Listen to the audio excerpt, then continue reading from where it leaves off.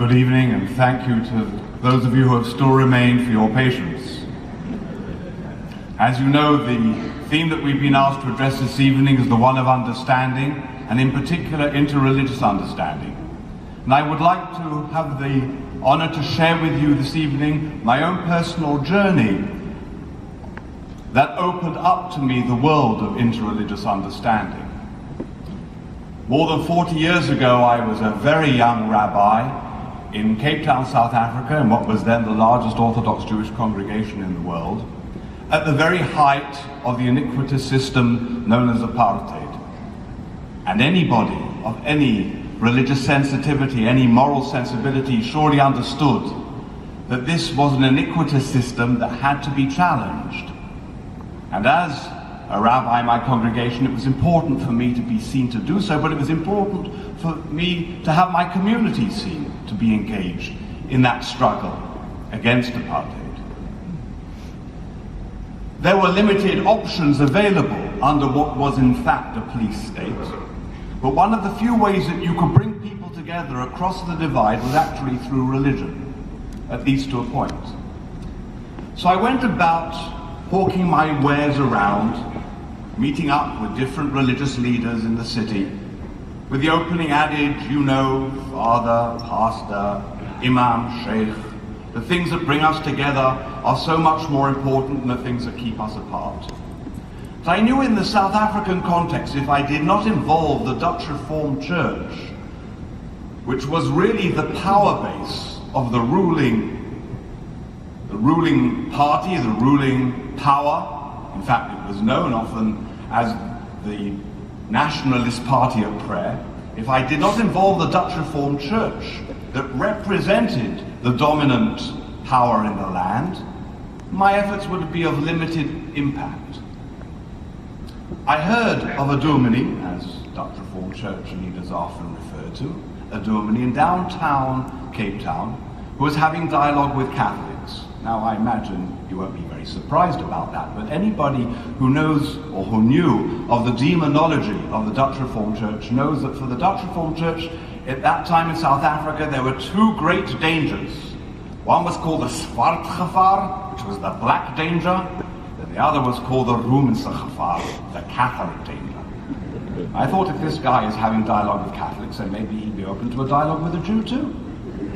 So in my youthful naivety, I made an appointment and I went downtown to meet with him, and I opened with the same gambit, you know, Germany, the things that keep us apart are far less significant than the things that bring us together. And to my surprise, but fortunately not to too much consternation, but to my surprise he said to me, and I have to do this with a heavy South African accent, as it was said to me, "To tell you the truth, Rabbi, I cannot agree with you, because the most important thing in my life keeps us apart. That is my belief in Jesus as my personal Redeemer. And you, Rabbi, do not share that. And therefore I have to tell you the truth. You are going to burn in hell.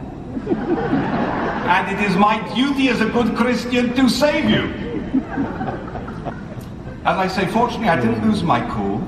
I said something which I'm not sure how much I believed it then, but it came to be very, very important and formative in terms of my future life.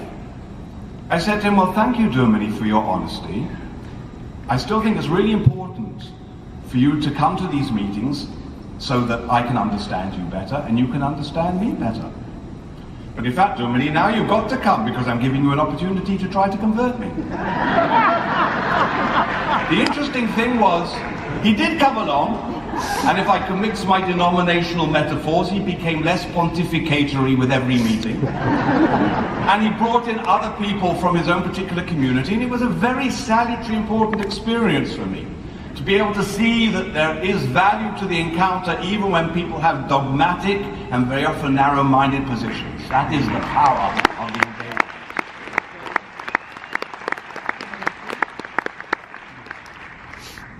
But this process for me was extremely illuminating. I had got involved in interfaith relations out of a commitment to social justice.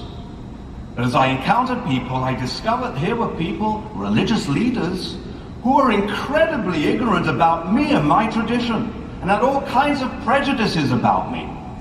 And I realized it was enormously significant to encounter them so that they could meet me, understand me, discover me as I believe myself to be, and could put aside those stereotypes and misunderstandings. But as I engaged with them, I realized that it wasn't only they who were ignorant. I was pretty ignorant too about them. And I had all kinds of misunderstandings and stereotypes about my interlocutors. And I realized as important as it is for me to be understood, in order to truly be understood, I need to understand. And beyond that, I realized as I discovered wonderful people who shared so many values that I treasured. The dignity of the human person, the sanctity of life, the value of the family, struggling, striving for justice, righteousness, and peace. If I really believe in these values, then surely I have to strive to work together with others that share those values from other traditions. If I don't do so, then surely I'm failing those values and that tradition that I say I treasure and that I represent. But there was something else that happened in this particular process. It was a kind of a theophany. It had never occurred to me before to even think about the meaning of other religions.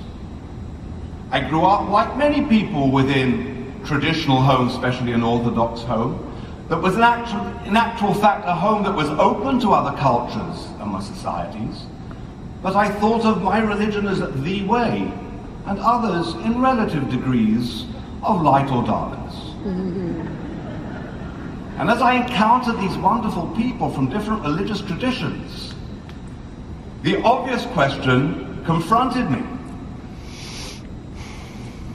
That if God has created us in all our diversity and relates to us in so many diverse ways, there must be diverse ways of relating to Him.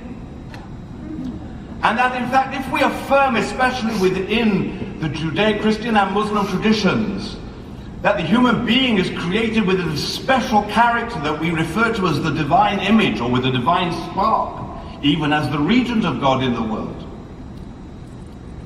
If God is to be found everywhere, but above all, that unique presence in the human person, then every human encounter is in fact an encounter with the divine. Yeah. And how much more so when you encounter the other in the sense of the divine in her or his life. Interreligious engagement became for me a process of religious enrichment. It didn't diminish from my identity as who I am and what I believe. On the contrary, it deepened my understanding of who I am, but it was an encounter with the divine beyond my own tradition, beyond the capacity of any one tradition to be encapsulated. God is more than any one religion. The very idea that one religion can encapsulate that totality should be for us ludicrous.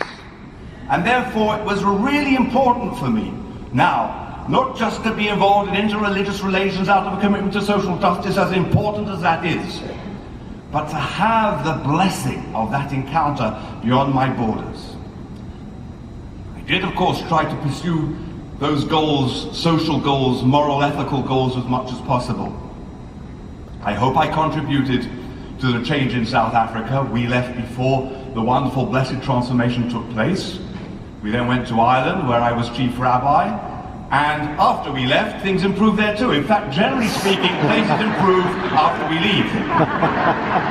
There is now an attempt to get me out of Jerusalem, where we live, in the hope that that might improve things in the Holy Land.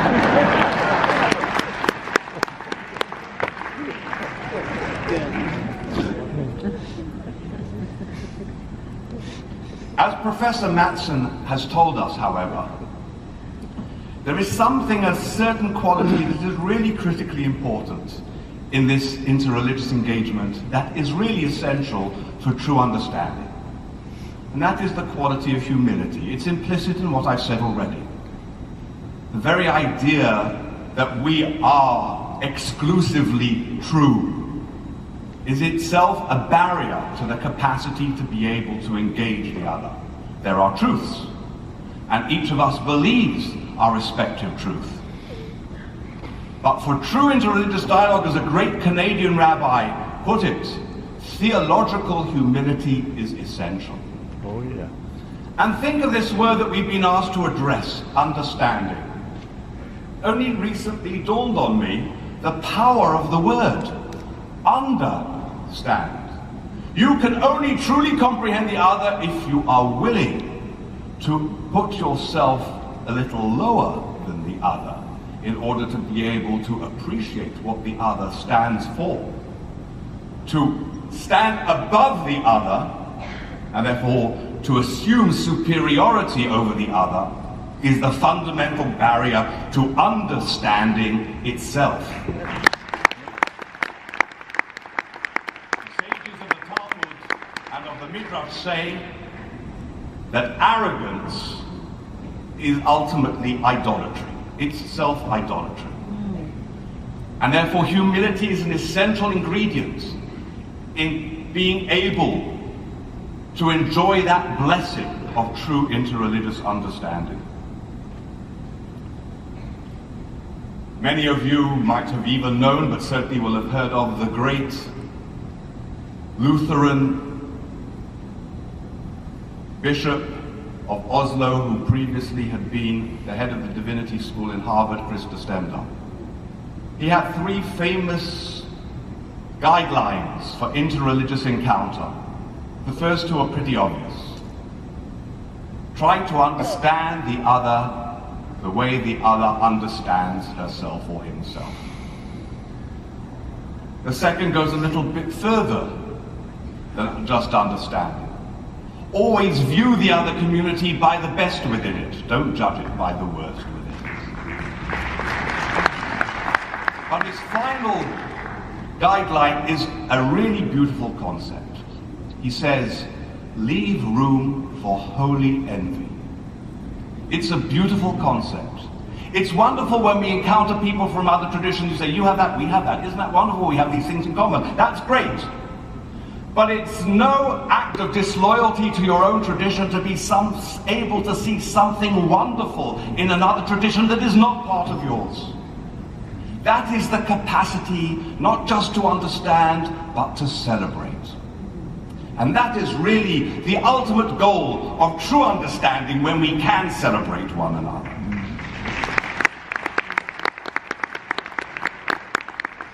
Our goal of interreligious understanding is to be able to see the holy in the other, to celebrate their particularity in a human unity that is blessed with the glorious spiritual diversity that we enjoy at this wonderful Parliament. Thank you.